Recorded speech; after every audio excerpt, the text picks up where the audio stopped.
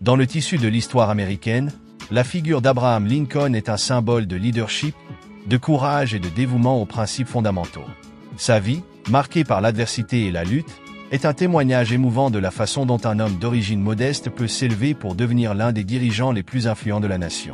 De son enfance dans une cabane en rondins du Kentucky à la présidence pendant la guerre de sécession, la biographie d'Abraham Lincoln est un récit fascinant qui transcende le temps et continue d'inspirer les générations. Cette vidéo plonge dans les moments cruciaux et les aspects moins connus de la vie de Lincoln, dévoilant les événements qui ont façonné l'homme derrière le haut de forme et la barbe distinctive, révélant la profondeur et l'humanité de l'un des présidents les plus vénérés des États-Unis. Abraham Lincoln, le 16e président des États-Unis, est né près de Hodgenville, dans le Kentucky, le 12 février 1809. Sa famille déménage dans l'Indiana lorsqu'il a 7 ans et il grandit à la limite de la frontière. Il n'a guère reçu d'éducation formelle, mais il lisait avec voracité lorsqu'il ne travaillait pas à la ferme de son père. Plus tard, un ami d'enfance se souviendra de l'intelligence, débridée, de Lincoln et de l'image de Lincoln, les yeux injectés de sang et les cheveux ébouriffés, lisant attentivement jusque tard dans la nuit. En 1828, à l'âge de 19 ans, il accompagne une péniche chargée de produits sur le Mississippi jusqu'à la Nouvelle-Orléans, en Louisiane, sa première visite dans une grande ville, puis rentre chez lui à pied. 2 ans plus tard, pour éviter des problèmes financiers et de santé, le père de Lincoln déménage la famille dans l'Illinois.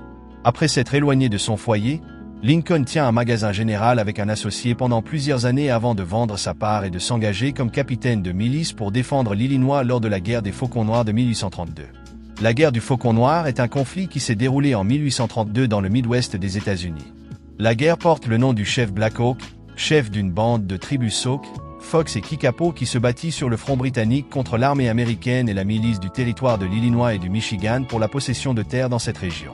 Black Hawk, un chef Sauk, s'estimant lésé lors d'une récente transaction foncière, tente de se réinstaller sur le territoire qu'il occupait auparavant.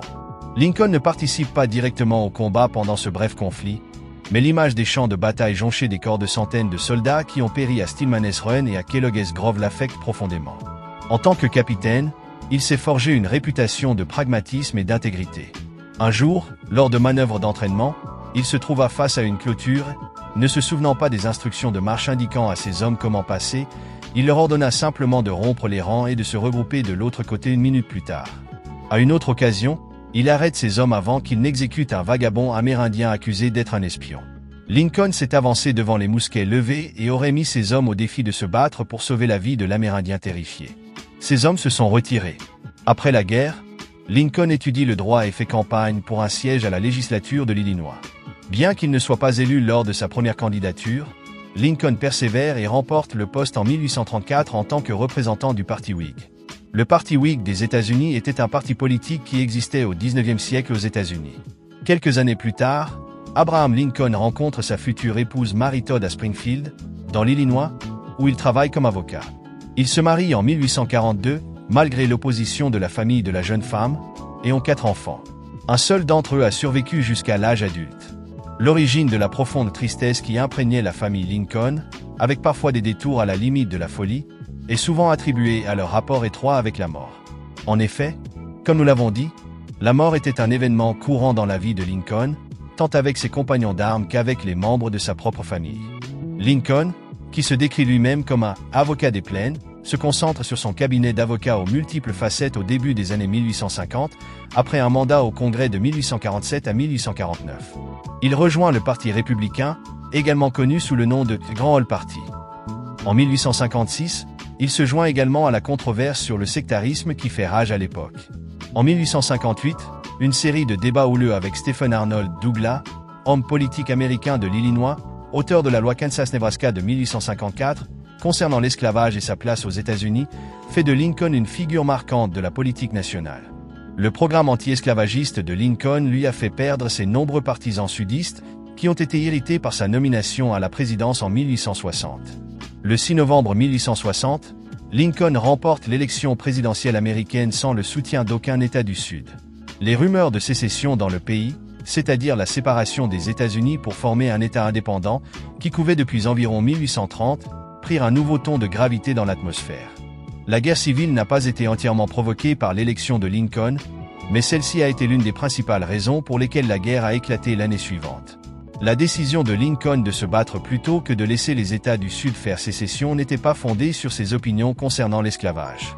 Au contraire, il considérait qu'il était de son devoir sacré, en tant que président des États-Unis, de préserver l'Union à tout prix. Son premier discours inaugural était un appel aux États rebelles, dont cet avait déjà fait sécession, à rejoindre la nation. Sa première version du discours se terminait par un message inquiétant. Sera-ce la paix ou l'épée? La guerre civile a commencé avec le bombardement par les Confédérés de Fort Sumter, en Caroline du Sud, le 12 avril 1861. Fort Sumter était une garnison située sur une île côtière de l'océan Atlantique, à l'entrée de la baie de Charleston, Caroline du Sud. Située dans le port de Charleston, elle constituait un avant-poste de l'Union dans le territoire confédéré nouvellement sécessionniste. Lincoln, apprenant que le fort manquait de nourriture, envoya des vivres pour renforcer les soldats sur place. La marine sudiste repousse le convoi de ravitaillement.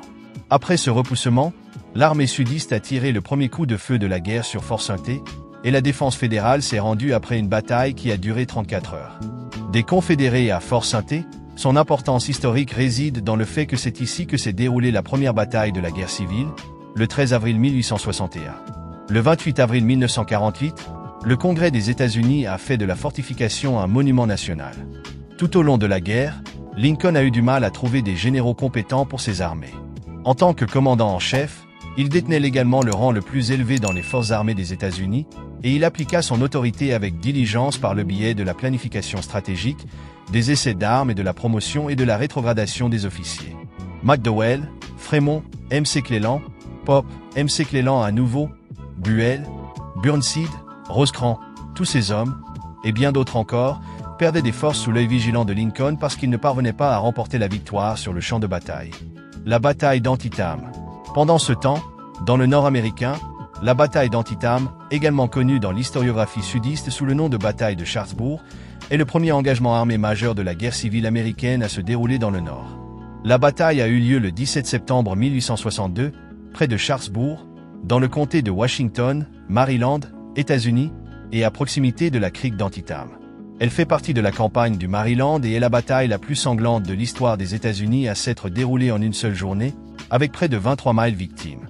Lincoln n'a publié sa célèbre proclamation d'émancipation et de liberté que le 1er janvier 1863, après la victoire de l'Union à la bataille d'Antietam. La proclamation d'émancipation, juridiquement fondée sur le droit du président à confisquer les biens de ceux qui se sont rebellés contre l'État, n'a ordonné la libération des esclaves que dans les États du Sud où les forces de Lincoln n'avaient aucun contrôle. Elle change cependant le ton de la guerre, qui devient, du point de vue des États du Nord, une lutte pour préserver l'Union et mettre fin à l'esclavage. En 1864, Abraham Lincoln cherche à se faire réélire à la présidence des États-Unis.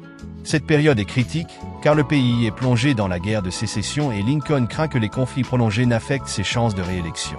Pendant la majeure partie de la guerre, Ulysses Grant, un général discret mais efficace, est à la tête de toutes les forces armées de l'Union. C'est au cours des derniers mois de la campagne électorale que les efforts de Grant commencent à porter leurs fruits, avec une série de victoires significatives. Ces triomphes militaires contribuent de manière décisive au soutien de la candidature de Lincoln et jouent finalement un rôle important dans sa réélection. Dans son deuxième discours d'investiture, prononcé le 4 mars 1865, peu après sa réélection, Lincoln expose sa vision du pays une fois la guerre terminée. Il exprime son engagement ferme en faveur d'une paix durable entre nous. Lincoln souligne l'importance de la réconciliation et donne le ton de la compassion et de l'unité dans la reconstruction du pays. Dans ce discours, Lincoln insiste sur la nécessité de laisser derrière soi l'amertume et l'animosité, déclarant que son seul objectif est de n'avoir de malice envers personne, et prônant la charité pour tous. Cet appel à la compassion et à la réconciliation a pris une importance particulière alors que la guerre de sécession touchait à sa fin. Un mois après le discours, la guerre prenait fin, marquant une étape cruciale dans l'histoire des États-Unis. Enfin, en ce qui concerne l'histoire d'Abraham Lincoln, le 14 avril 1865, alors qu'il assistait à une pièce de théâtre au Ford's Theatre de Washington, D.C., Abraham Lincoln a été abattu par le sympathisant confédéré John Wilkes Booth. Cet assassinat s'inscrit dans le cadre d'une vaste conspiration visant à éliminer le gouvernement nordiste, au cours de laquelle le secrétaire d'État William Seward a également été grièvement blessé. Lincoln meurt le lendemain, emportant avec lui l'espoir de reconstruire la nation sans rancune. La figure d'Abraham Lincoln est associée à un certain nombre de valeurs et de principes reconnus et admirés dans l'histoire des États-Unis et au-delà. Voici quelques-unes des valeurs communément attribuées à Lincoln. L'honnêteté. Lincoln est célèbre pour son intégrité et son honnêteté. Son surnom, Honest Abe, reflète sa réputation de personne attachée à la vérité et à l'honnêteté dans sa vie personnelle et politique. Engagement pour la liberté. On se souvient de Lincoln pour son engagement en faveur de la préservation de l'Union et de l'abolition de l'esclavage. Son leadership pendant la guerre de sécession et la proclamation d'émancipation reflètent son engagement en faveur de la liberté et de l'égalité. Compassion et empathie. Ses discours et ses actions témoignent d'un profond sentiment de compassion pour ses concitoyens. Son appel à la charité pour tous, lors de son deuxième discours inaugural, reflète un désir de réconciliation et d'unité après la guerre de sécession. Un leadership résilient. Tout au long de la guerre de sécession, Lincoln a fait preuve de résilience et de leadership dans les moments difficiles. Sa capacité à maintenir sa détermination et à se concentrer sur la préservation de l'Union en dépit des difficultés est remarquable. Égalité et justice. Lincoln a défendu l'idée que tous les hommes sont créés égaux, reflétant ainsi les idéaux fondamentaux de la Déclaration d'indépendance. Son rôle dans l'abolition de l'esclavage a contribué de manière significative à la poursuite de l'égalité et de la justice. Patience et tolérance. Bien que la guerre de sécession ait été une période tumultueuse, Lincoln a prôné la patience et la tolérance dans la recherche de la réconciliation. Il s'est attaché à construire une nation unie, malgré de profondes divisions. Mais maintenant, c'est à vous de commenter. Que pensez-vous de ce personnage? Nous sommes impatients de vous lire dans les commentaires. Si vous avez trouvé cette vidéo utile, n'hésitez pas à l'aimer pour soutenir notre projet et à vous abonner. Merci d'avoir regardé et à la prochaine.